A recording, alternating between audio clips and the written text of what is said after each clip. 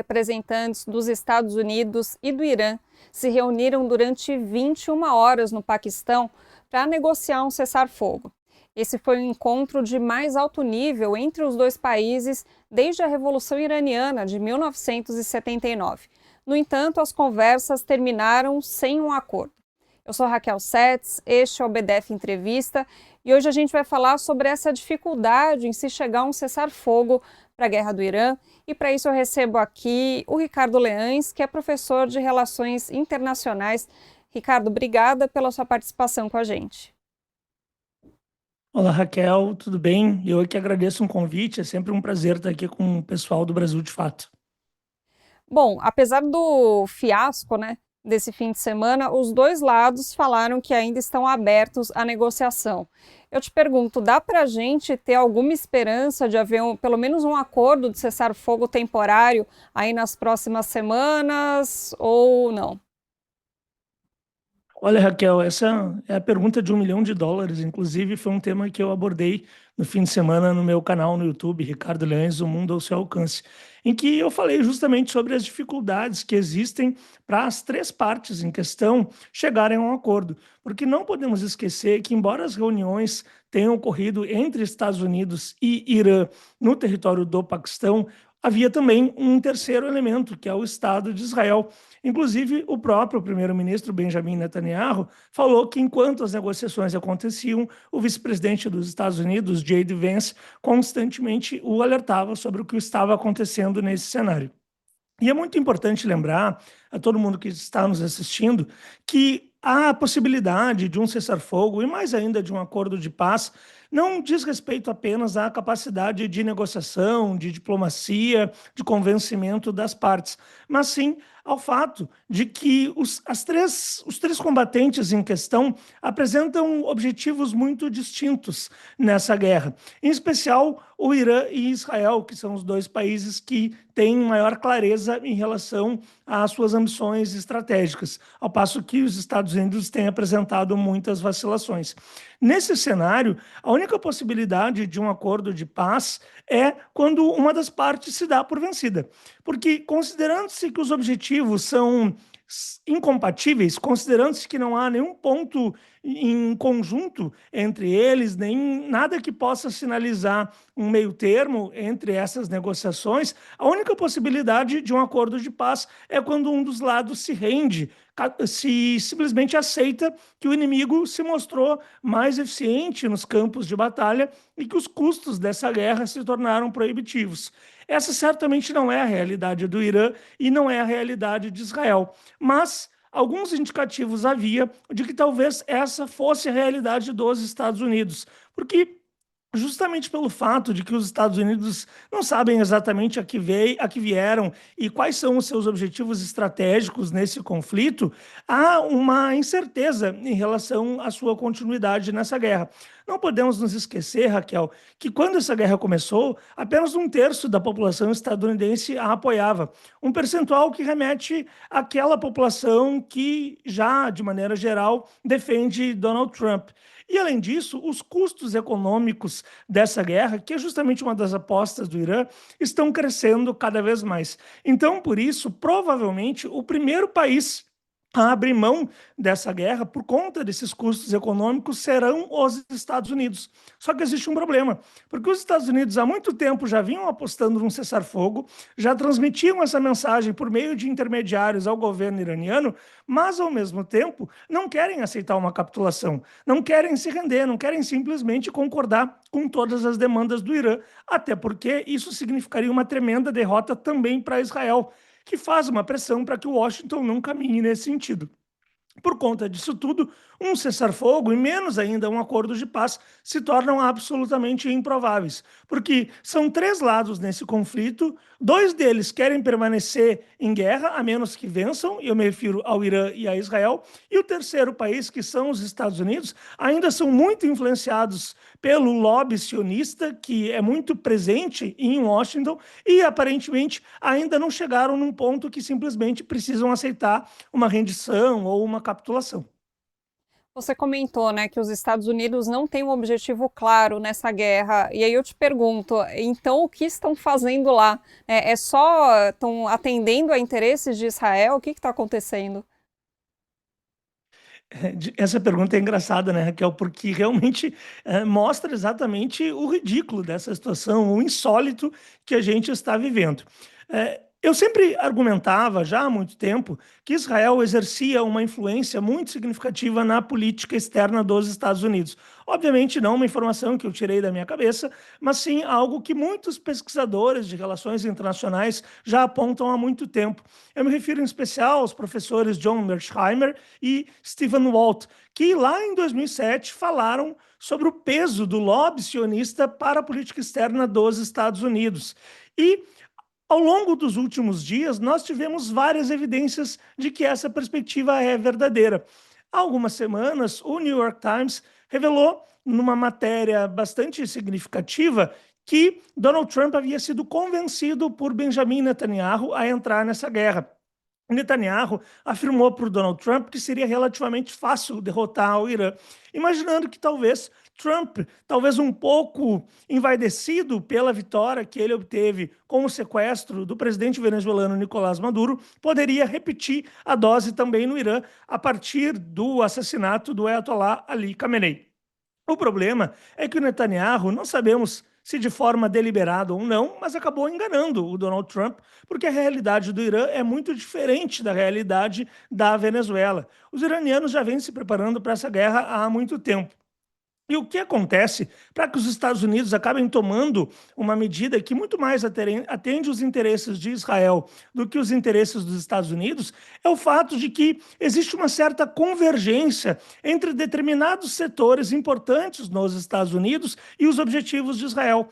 Eu me refiro em especial ao complexo industrial militar e também ao setor petrolífero. Israel consegue fazer com que, de alguma forma, pareça aos estadunidenses que os seus interesses são exatamente os mesmos do que os interesses da população dos Estados Unidos, sendo que isso, na verdade, não corresponde aos fatos.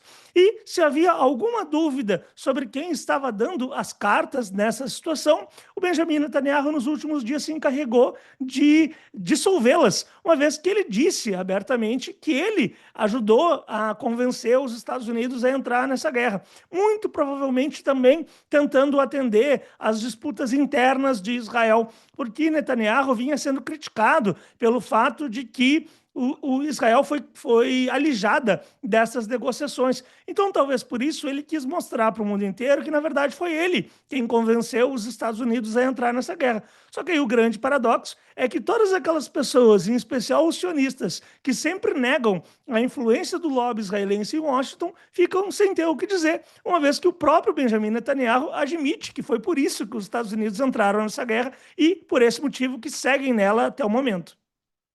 Israel tem um objetivo, acho que bem evidente, de querer ser a única potência ali do Oriente Médio, e o Irã é o país que rivaliza, né, nesse sentido, e inclusive o Irã apoia, né, o Hamas, o Hezbollah, grupos que lutam contra o Estado de Israel. Então o objetivo de Israel, né, nessa guerra é enfraquecer o Irã, fazer uma mudança de regime lá? Perfeito, Raquel. A tua pergunta é muito boa, porque muitas pessoas frequentemente se equivocam em relação aos verdadeiros objetivos de Israel. Israel não quer simplesmente uma mudança política no Irã. Não ficaria satisfeita se simplesmente os ayatolás deixassem o poder. Isso porque, nesse cenário, o Irã continuaria com as suas capacidades militares. E, eventualmente, um novo governo poderia voltar a se representar uma preocupação ou uma ameaça para Israel. De nada adianta tirar os ayatolás do poder e, eventualmente, correr o risco de que eles voltem no futuro. O que Israel quer é justamente o que está contido na tua pergunta. Essa é a única grande potência da região. Israel pretende destruir as capacidades militares do Irã. Israel deseja que aconteça com o Irã o mesmo que se passou na Líbia, no Iraque e na Síria. Países que outrora tiveram capacidades militares de desafiar Israel e que hoje em dia já não tem mais. É exatamente isso que Israel pretende com essa guerra.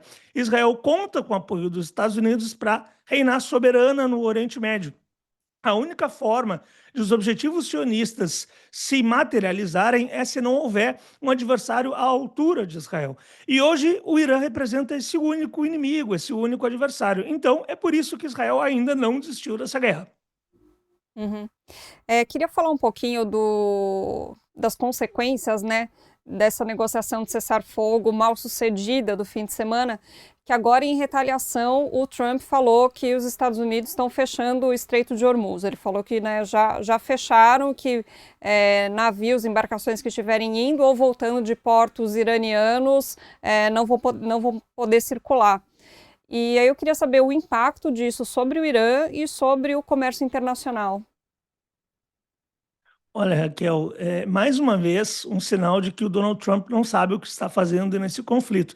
Talvez a falta de clareza estratégica sobre os objetivos estadunidenses nessa guerra ajude a explicar essa confusão.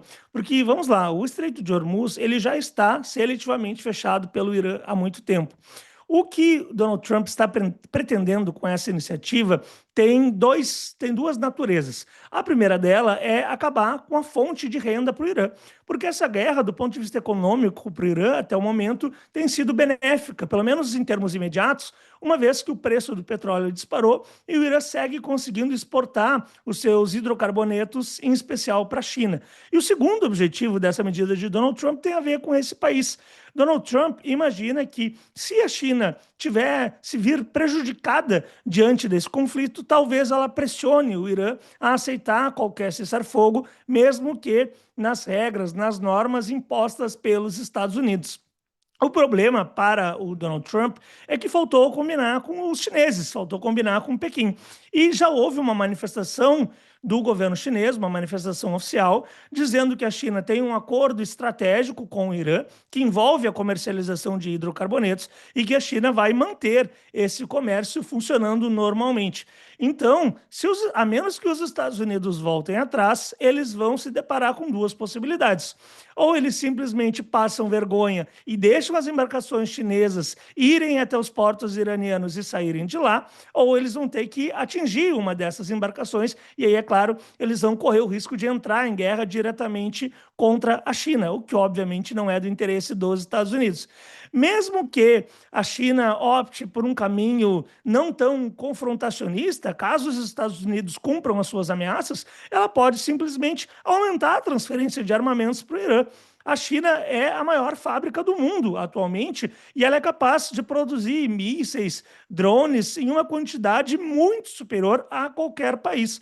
Então, de qualquer modo, me parece uma medida deslocada do Donald Trump, de alguém que não sabe exatamente como lidar com essa situação e que está buscando de todas as formas pressionar os iranianos a aceitar os seus termos. O que o Donald Trump quer é uma paz imediata. Ele não imagina que vai vencer o Irã com essa medida, mas torce que isso, de alguma forma, force iranianos e chineses a buscar uma saída diplomática nos termos dos Estados Unidos. Só que o mais provável é que isso não aconteça. E mais ainda, o governo iraniano, por meio das suas guardas revolucionárias, já anunciou que vai aumentar o bloqueio contra o comércio dos outros países árabes da região. Então, o que essa situação pode fazer é com que o preço do petróleo aumente ainda mais. E isso agrada aos iranianos. O governo iraniano também brincou mais cedo que os níveis atuais dos combustíveis nos Estados Unidos vão se tornar apenas uma memória longínqua, logo, logo, caso os Estados Unidos não optem por um caminho alternativo. Então, novamente, estamos caminhando para uma escalada que seguramente vai ter impactos nos preços do petróleo, o que, por sua vez, implica uma inflação maior e pode levar o mundo a uma recessão ou até mesmo, no limite, a uma grande depressão, o que, obviamente, não é do interesse de nenhuma das partes, mas que ajudaria o Irã a forçar os Estados Unidos a aceitar negociações nos seus termos, uma vez que são eles que estão vencendo a guerra e não foram eles que pediram por um cessar-fogo. É sempre importante lembrar isso. Até a imprensa estadunidense fala que foi Donald Trump quem transmitiu a ideia de um cessar-fogo para o Irã. Então, quem está pedindo um cessar-fogo deve se dobrar aos interesses do lado que está vencendo a guerra. Uhum. Eu entrevistei na semana passada o professor Bruno Huberman, né, sobre também o tema da guerra, e ele defende que agora está nas mãos do Irã. É o Irã que vai decidir quando essa guerra termina, não é os Estados Unidos. Você concorda com essa visão? Concordo, porque existem apenas duas possibilidades para que uma guerra acabe. Ou pelo menos para que haja um acordo de paz definitivo. Ou se encontra uma compatibilização de interesses, ou uma das partes vence e suplanta a outra em termos militares e a força a aceitar uma rendição. Como já comentamos nessa entrevista, que não há compatibilização de interesses, uma vez que Israel quer destruir o Irã e o Irã quer se manter vivo, e mais do que isso, destruir a hegemonia dos Estados Unidos no Golfo Pérsico, então a única possibilidade de uma saída é uma vitória militar. E até o momento, tudo indica que o Irã é vitorioso nesse sentido, ou pelo menos que o Irã está apresentando melhores condições, porque a popularidade de Donald Trump já está caindo, a economia dos Estados Unidos já está enfrentando um cenário de inflação maior, o desemprego está crescendo, tudo está arrumando para uma recessão num contexto em que os Estados Unidos se avizinham de uma eleição de meio de mandato, em que é renovada toda a Câmara dos Estados Unidos e também uma parte do Senado. Então, todos os republicanos sabem nesse momento que o fracasso de Donald Trump aumenta as chances de que eles percam as eleições para um candidato democrata agora em novembro. Isso tudo dificulta muito a situação para os Estados Unidos. Por óbvio, não significa que o Irã necessariamente vai ganhar. Mas até o momento nós não temos sinalização no contrário, porque mesmo que os Estados Unidos optassem por uma saída absolutamente horrenda, que seria a utilização de armas nucleares, o Irã, em consequência, destruiria toda a infraestrutura energética do Golfo Pérsico. De modo que os Estados Unidos tampouco sairiam vencedores num cenário assim. Recentemente, o governo do Paquistão vazou para a imprensa estadunidense a informação de que o Irã ainda tinha 15 mil mísseis e 45 mil drones. Isso é uma quantidade mais do que suficiente para que o Irã consiga destruir o Estado de Israel e também toda a infraestrutura energética do Golfo Pérsico. De modo que, mesmo que os Estados Unidos recorram a uma bomba atômica, na vã expectativa de que isso possa significar uma vitória, ainda assim eles não vão ter condições de se livrar das consequências disso, e essas consequências serão nefastas para a economia mundial. Como estamos já lidando com um cenário em que boa parte dos países ao redor do mundo já está se mostrando desgostosa com os Estados Unidos, é óbvio que uma medida dessa natureza não seria boa para a hegemonia estadunidense tampouco. Então, por isso eu concordo com a avaliação do professor Bruno Huberman de que tudo está na mão do Irã, a menos que os fatos nos surpreendam, que os Estados Unidos e Israel encontrem uma forma de derrotar os iranianos. Mas até o momento eu não vejo qual seria essa saída. A gente ainda vai comentar essas questões, né, das consequências da guerra, também da participação de outros países, mas eu queria voltar um pouquinho para esse acordo frustrado do fim de semana, que parece que teve três pontos principais de discórdia. Eu queria comentar cada um deles, começando pela questão do Líbano, né? Vamos lembrar então que na semana passada, Estados Unidos, Irã e Israel tinham anunciado uma trégua de 2 semanas e poucas horas depois Israel começou a atacar pesadamente o Líbano, né? Em um dia matou 300 pessoas lá. No total, o número de mortos no Líbano já passa de 2 mil e Israel veio com a desculpa, não, mas o Líbano não fazia parte do acordo, a gente pode atacar à vontade. Então, eu queria que você comentasse um pouquinho esse primeiro aspecto. Raquel, mais uma vez o governo de Israel está fazendo aquilo que faz de melhor, que é mentir. Sendo que a segunda coisa que o governo de Israel faz de melhor é matar pessoas inocentes. Na verdade, o que nós temos em relação a esse tema, que já vinha sendo falado desde muito antes, é que o Irã exigiu que o Líbano fosse incluído nesse cessar-fogo. Essa decisão causa estranheza em muitas pessoas, que não entendem o porquê de o Irã simplesmente querer defender o Líbano. Mas não podemos esquecer que o Hezbollah é o aliado de primeira ordem do Irã. O Hezbollah foi fundado em 1982, logo depois da invasão israelense no sul do Líbano. E desde então, ele conta com apoio político, militar, econômico e diplomático do Irã. O Hezbollah já foi treinado em combate na Síria e também no seu próprio território. De modo que, para o Irã, abandonar o Hezbollah seria um tiro no pé, porque ter aliados espalhados pelo Oriente Médio, como é o caso do próprio Hezbollah, das milícias xiitas no Iraque, de grupos armados na Síria e do movimento Ansar Allah no Iêmen, bem é claro, do Hamas na Palestina, é algo que faz com que o Irã possa contar com inimigos mais próximos do território de Israel.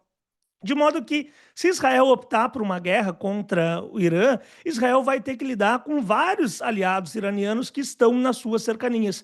Então, abrir mão de um aliado como o Hezbollah, além de significar uma traição, seria uma burrice do ponto de vista estratégico. Até porque o governo sírio de Bashar al-Assad já caiu e isso também produziria uma reação negativa nos outros aliados do Irã. Então, por conta disso, o Irã sempre deixou muito claro que o Líbano precisava ser incluído no cessar-fogo. Depois disso, o próprio primeiro-ministro paquistanês afirmou numa publicação oficial que o Líbano estava incluindo nesse cessar-fogo. E, na sequência, a imprensa estadunidense divulgou que o texto que foi publicado pelo primeiro-ministro paquistanês foi pré-aprovado pela Casa Branca. Então, é simplesmente mentira a ideia de que o Líbano não estava incluído, como o Donald Trump, que é outro mentiroso contumaz, tentou aparecer nos dias seguintes, até de alguma forma para tentar livrar a barra dele junto com os sionistas que o criticaram pela decisão de propor um cessar-fogo com o Irã. Só que o problema é que Israel não é controlada pelos Estados Unidos. De novo, nessa relação, não é o cachorro que abana o rabo, mas é o rabo que abana o cachorro. Isso dá uma dificuldade muito grande para que um acordo de paz saia nesse contexto. Vamos lembrar que lá na terça-feira, em que o Donald Trump anunciou o cessar-fogo, no dia 7 de abril, logo na sequência, o Joe Kent, que foi diretor de contra-inteligência da CIA e saiu dessa função justamente porque discordava da influência dos Estados Unidos em Israel, alertou que Israel provavelmente não cumpriria com esse cessar-fogo, que ele apenas seria viabilizado caso Donald Trump conseguisse efetivamente controlar os israelenses. E aí, o que nós vimos no dia seguinte foi Israel realizando os maiores bombardeios até agora contra o território libanês e atingindo de maneira indiscriminada vários civis, embora, como sempre, mentindo que esses prédios que foram atacados tinham um ou outro integrante do Hezbollah. Então, infelizmente, esse é o cenário que nós temos agora e, por enquanto, aparentemente os Estados Unidos não têm a coragem de desafiar Israel nesse sentido. Israel quer a manutenção dessa guerra e não é só Benjamin Netanyahu. A maioria da população israelense, sobretudo a população judaica, apoia a continuação dessa guerra, o que torna realmente um cenário muito difícil. Uhum. Outro ponto ali de discórdia foi o programa nuclear iraniano, né, que Estados Unidos e Israel alegam que teria fins de criar armas nucleares. O Irã diz que não, mas ao mesmo tempo enriquece o urânio a níveis mais altos do que o necessário para um uso puramente civil. Então eu queria que você comentasse um pouquinho também esse aspecto, por favor. Nesse tema, tem duas questões que nós não podemos perder de vista. Em primeiro lugar, Raquel, o Irã não tem uma bomba atômica, pelo menos não tem até agora, antes dessa guerra começar, porque havia uma fátua que proibia o desenvolvimento de armas nucleares no Irã. Para quem não sabe, a fátua é um decreto jurídico religioso que foi expedido pelo Ayatollah Ali Khamenei. E ele afirmava, então, que armas químicas e armas nucleares não podem ser construídas no Irã, porque, por definição, esse tipo de armamento acaba atingindo civis. O Irã sabe que uma guerra também civis são atingidos, mas uma questão é um míssil balístico daqui a um pouco não cair exatamente no lugar preciso e matar uma, duas ou três pessoas e ferir outras mais. Já outra questão é utilizar um armamento que, por natureza, vai impactar civis. É impossível que uma arma nuclear seja utilizada sem que civis sejam atingidos. E o Irã nunca quis uma arma dessa natureza, tanto que o Ayatollah Ali Khamenei publicou essa fátua. E esse tema é curioso porque existem muitas pessoas que estão todos os dias denunciando o caráter teocrático do sistema político iraniano, mas que convenientemente ignoram essa fátua. Seria como dizer que a Igreja Católica simplesmente estaria desrespeitando uma bula do Papa. É algo absolutamente impossível. Então, o Irã nunca teve uma bomba nuclear porque o Irã nunca quis ter uma bomba nuclear por determinação do Ayatollah, agora falecido, Ali Khamenei. Só que, ao mesmo tempo, O Irã sabe que ter estoque de urânio enriquecido a um patamar maior do que o registrado para usos civis acaba sendo um instrumento de barganha. O Irã optou por enriquecer esse urânio até 60% e manter esses estoques reservados numa área que ainda é desconhecida do grande público, porque sabe que isso é uma forma de barganhar algum acordo melhor. Ele pode simplesmente oferecer esses estoques em uma negociação em troca de algum benefício maior.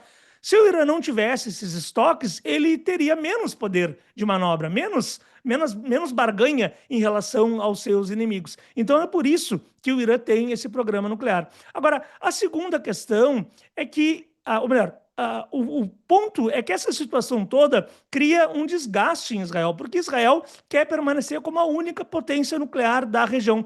Existe uma doutrina em Israel chamada doutrina Begin, que remete ao ex-primeiro-ministro Menachem Begin, que foi o responsável por destruir o programa nuclear que o Iraque tinha no início dos anos 80. E depois Israel também destruiu um reator nuclear que estava sendo construído na Síria. Israel quer permanecer como a única potência nuclear da região e teme que, pelo fato de que o Irã tenha um programa nuclear pacífico, ele possa um dia mudar de perspectiva em relação a isso, possa partir para a criação de uma bomba atômica.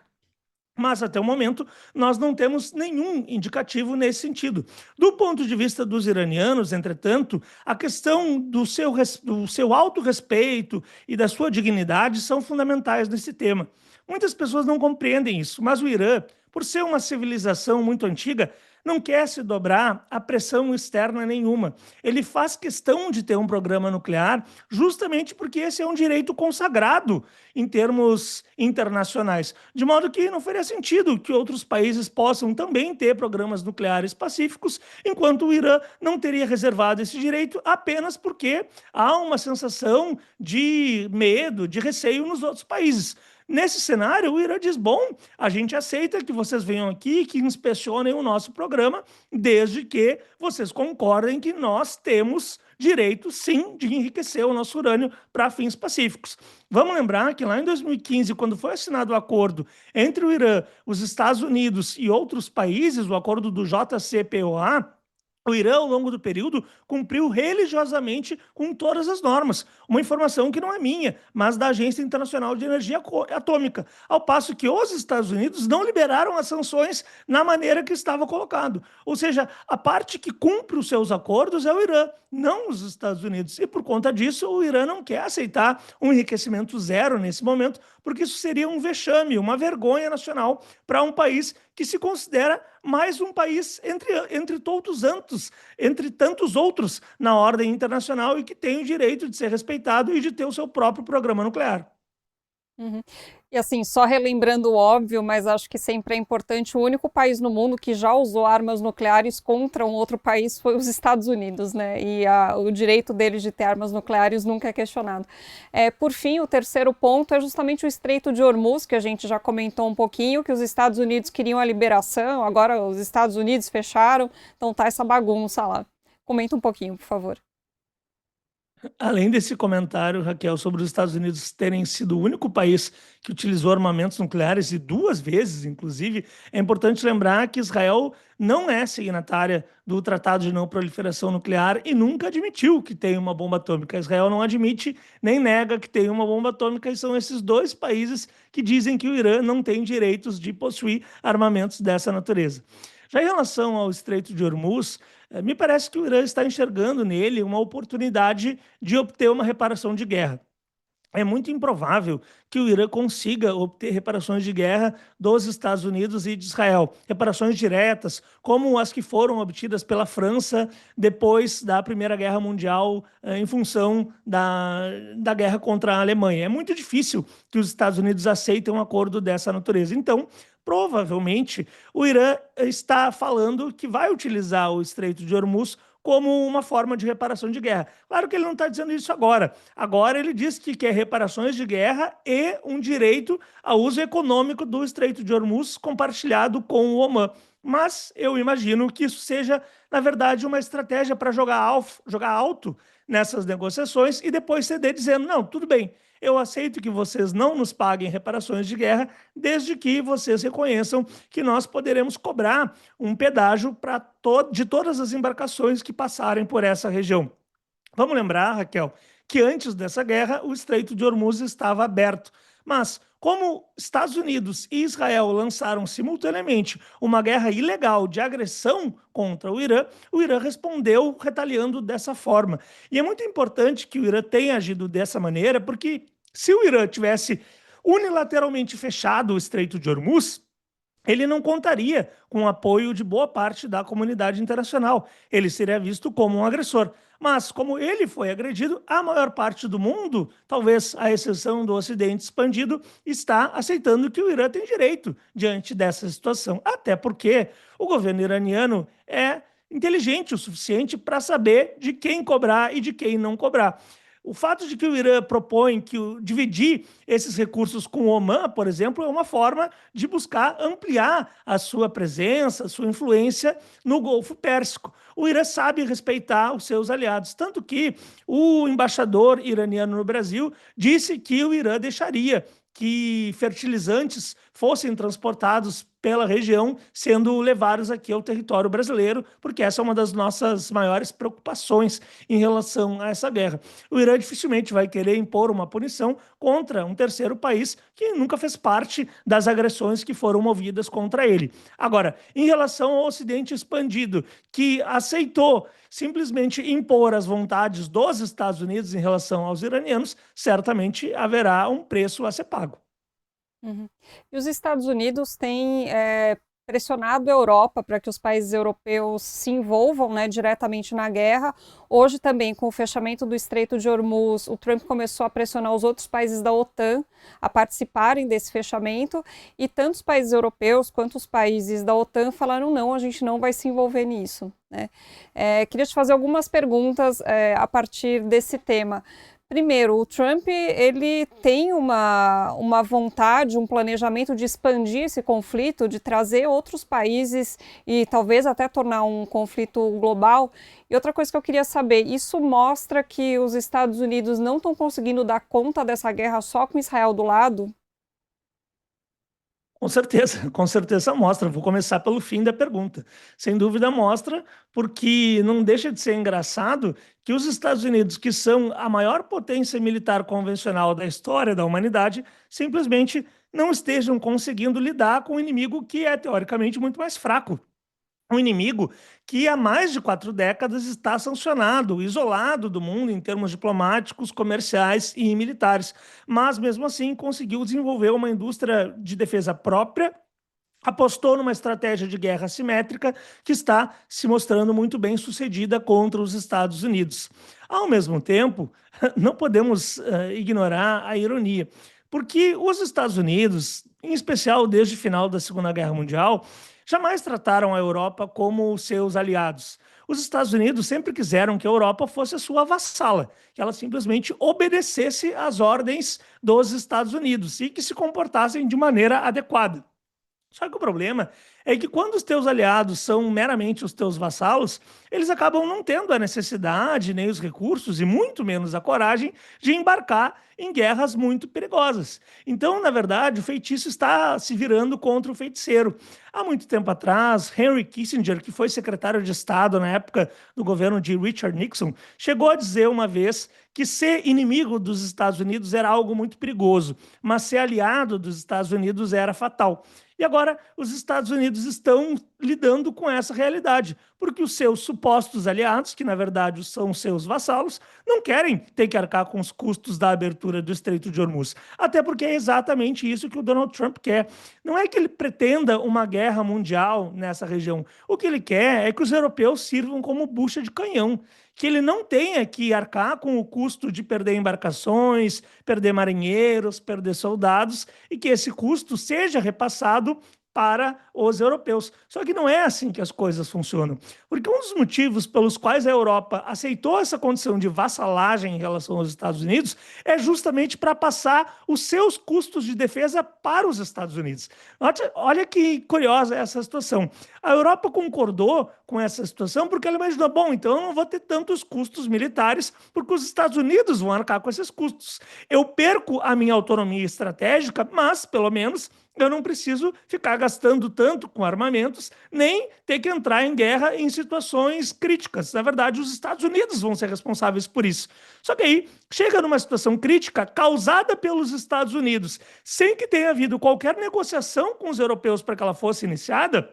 Aí chegamos num cenário que os Estados Unidos não sabem o que fazer, não sabem como resolver ou não têm a coragem de arcar com os custos militares e humanos dessa investida. E mais, querem eles repassar os custos para os europeus. Aí os europeus vão dizer, não, eu troquei a minha autonomia estratégica para que os custos militares fossem de vocês, agora vocês que arquem com esses custos.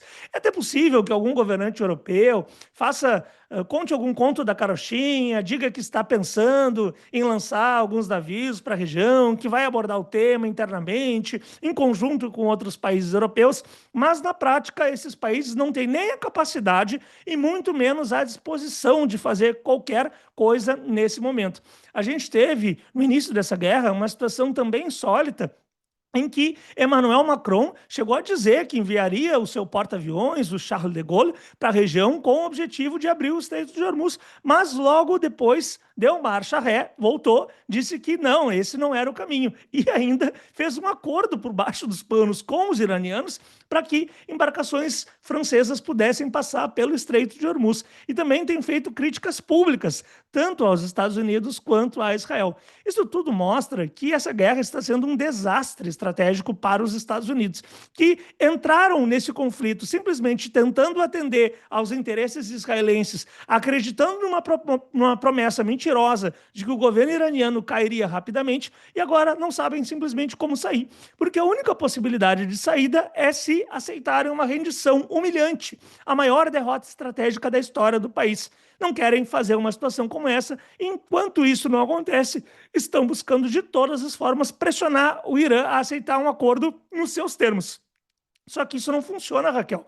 Isso não, a história dos conflitos militares não mostra países que estão vencendo uma guerra e que acabam aceitando uma determinação do outro país simplesmente porque estão pensando nos custos econômicos, humanitários, enfim. Até porque tudo que nós tivemos até agora de conteúdo, de imagem sobre a população iraniana é algo absolutamente impressionante.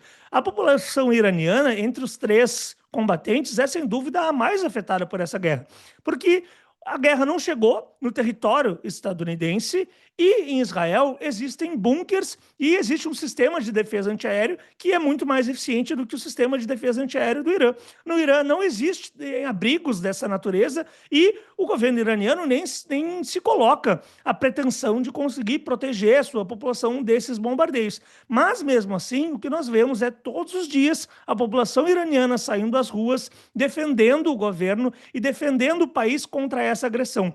Mesmo setores que eram críticos do governo iraniano agora deram uma trégua nessas críticas porque estão vendo que, em última instância, os líderes iranianos estão pagando com a sua própria vida.